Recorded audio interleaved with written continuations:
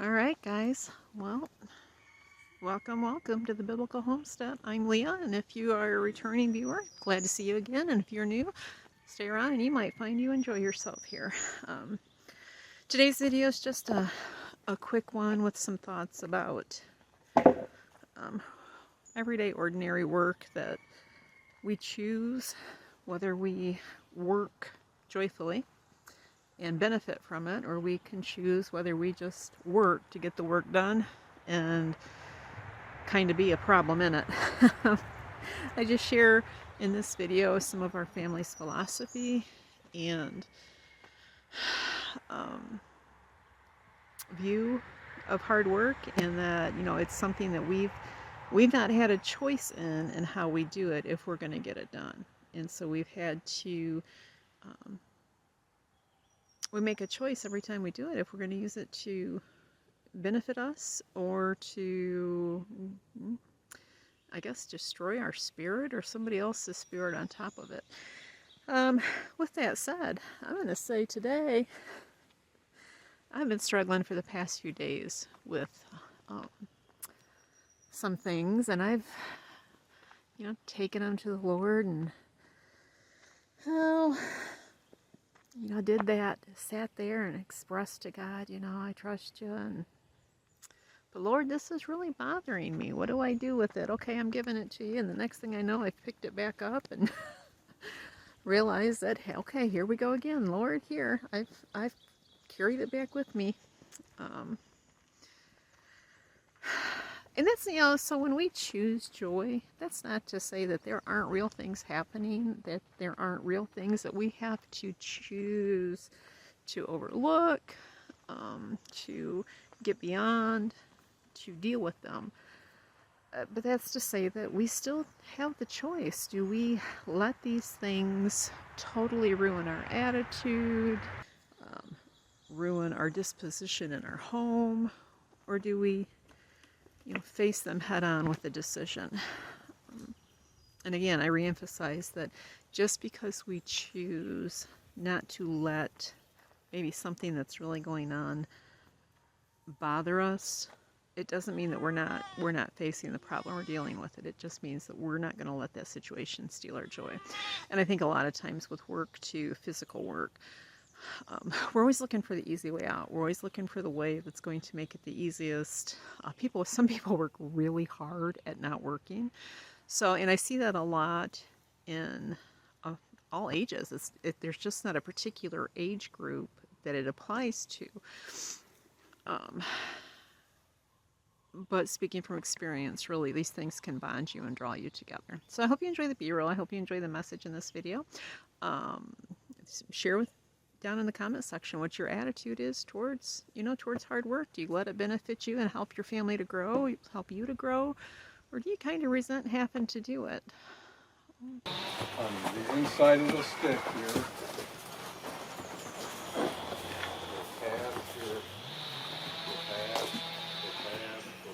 now swing it around. Pull it right out this way. Yep, like that. Good. Okay. There's a lot to be said for ordinary days and what it does for you as a person and for you as a family or as a couple. If you've seen my previous video, 3 videos ago, I will put the link below. It begins the series of going through old videos where we settled this property. You'll see that we started with nothing. Literally just raw forest land. And the tools that we had then are no different than the tools that we have today, which is just back muscle and arm muscle. Forest land is different than gardening in the flatlands or in an area that has been established where you have ground covering and you've brought in topsoil. Our modern day gardening is completely different than what they did of old. For centuries, there's been what's called hugel culture or hugel beds. And it's been done in many different locations. So we finally decided to enact that up here in the forest. You'll also know if you are an old viewer or if you are an established viewer, you will know that we settled here in 2016, and we spent the first bulk of 4 or 5 years building the cabin, clearing land and stuff. And then we had, of course, COVID happen, and we had some family illnesses that required our travel, and we had a house downstate that we had to tend to. So our ability to focus on our garden has not started until just this, really started until this year. We've been back 2 full summers without having to leave the property.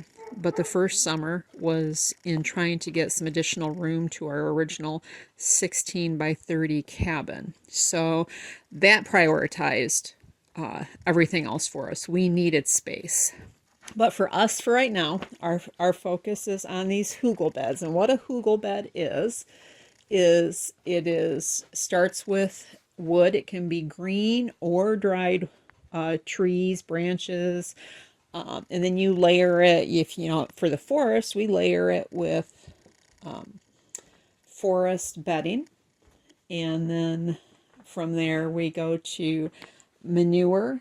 Then we have soil, and then we put more forest bedding on, and then the top will be hay.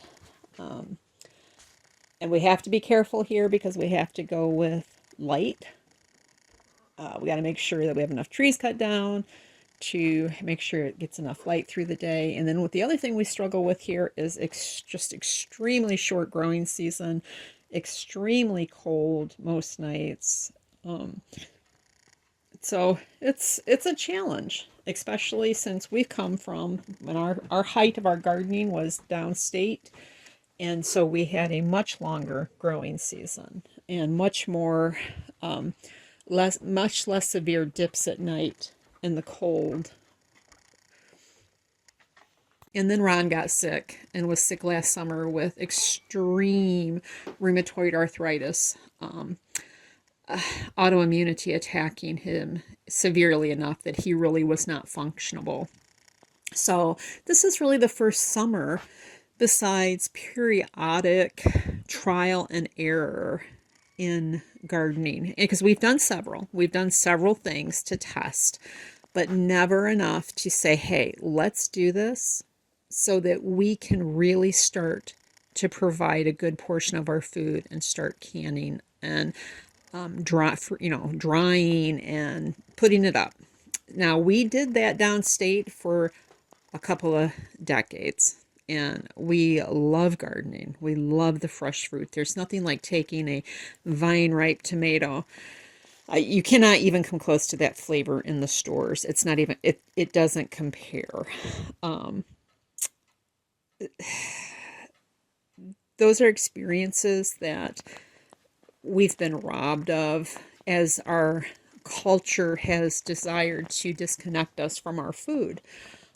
One of the biggest benefits for gardening is the connection that you have with your food, even if you don't can any, even if you don't dry any, if you just eat it fresh for the season. It does create an understanding that our population lacks. In our situation, and that's what we're going to focus on right now, I just want to share with you how this hard work it's hard, and it leaves one to wonder, is it worth it? And I'm going to say, yes, it is worth it. It is worth it. We're still, we are in the years of grandparenting, 50 and 60s, but we don't have any grandchildren. We do have our adult sons, and we have our 2 younger sons. So we are just a family unit. But we have been this way as far back as I can remember. And the benefit of working together is certainly there if you allow it to be. It's working for a common goal. It's working, and it builds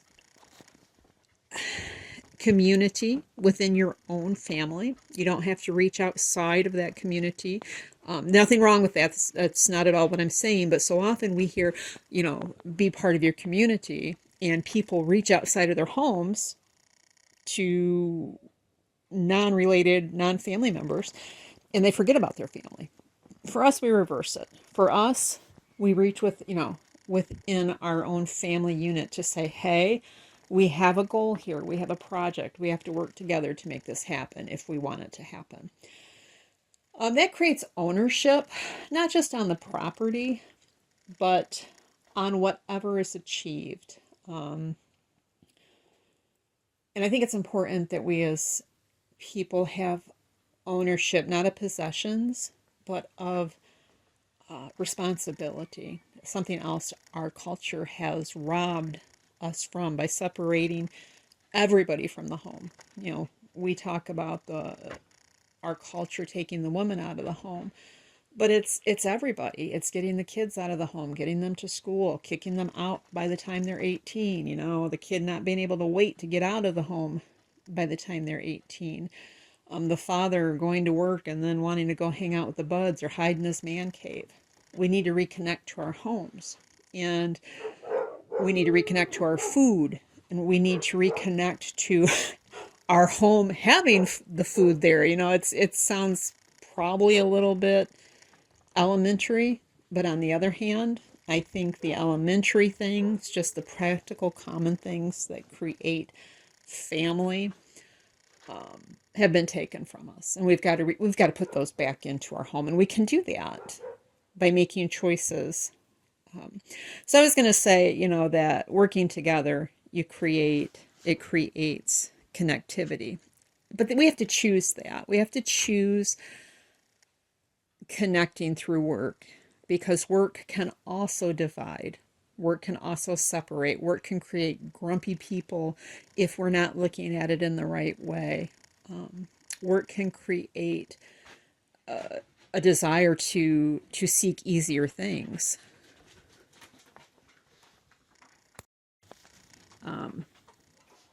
We have to choose to see that we really were created to work. And this desire for us to make things easy, to make things simple, it's created a really messed up society. Oh, my dogs out there are it's chore time, so some are walking and some are not happy because they're not walking. They're in the pen. Anyways, I can't emphasize enough that a lot of how we look at things is a perceived decision in us. We decide oftentimes, since it's not 100%, but a lot of the situations we're in, do we look at this as an opportunity to grow, or do we look at it as an opportunity of oppression? And we're taught, we really are taught how oppressive it is to have to do physical work, or how oppressive it is to do work around the homes. And I do believe that our culture is starting to shift back a little bit to understanding the joys of home-centered living. But we need to make sure that the perspective is for the right reason, and that it's to, create an environment that is inviting to those people that come to our home. Now, those people can be family members or they can be guests. But if the atmosphere is good, inside or out, then that makes the work more joyful. And then the old saying is true, that many hands make light work, and our hearts can be lighter then. So these little ones were a surprise.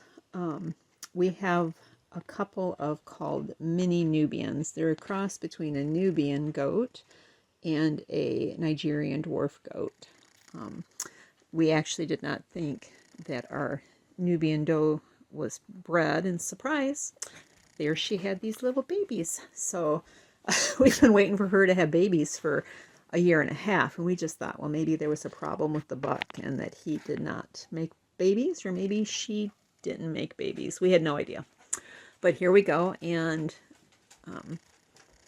those are one of the nice surprises of homesteading. The weather is perfect, and they get to run around and just connect with with each of us. But they're gorgeous, and they're so doggone cute.